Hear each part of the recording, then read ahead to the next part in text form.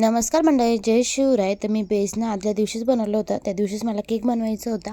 पण तुम्ही बघितलं असेल बाकीच्या व्हिडिओमध्ये शंकरपाळे वगैरे बनवली, त्यामुळे काही मला वेळ भेटला नाही. मग दुसऱ्या दिवशी ना मी मम्मी पप्पा आल्यानंतर रात्री बनवला होता. तर भरपूर वेळ झाला मला एवढा केक बनवून, कारण आम्ही गार्डनमध्ये गेलो होतो.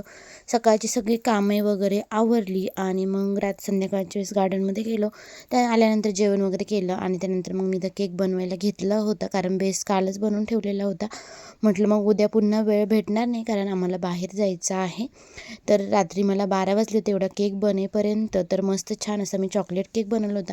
फिनिशिंग थोडी एवढी म्हणजे याला आली होती बेसला, पण नंतर चॉकलेट वगैरे मेल्ट व्यवस्थित झालं नव्हतं, त्यामुळे छान एवढी फिनिशिंग आली नाही. पण घाईघाईमध्ये केलं होतं, म्हटलं ठीक आहे. आणि मम्मी पप्पासाठीच बनवायचं होता, कारण त्यांनी काय माझ्या हातचा अजून काही केक वगैरे खाल्ला नव्हता.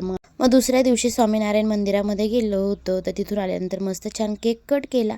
तर पुढच्या व्हिडिओमध्ये तुम्हाला बघायला भेटेल.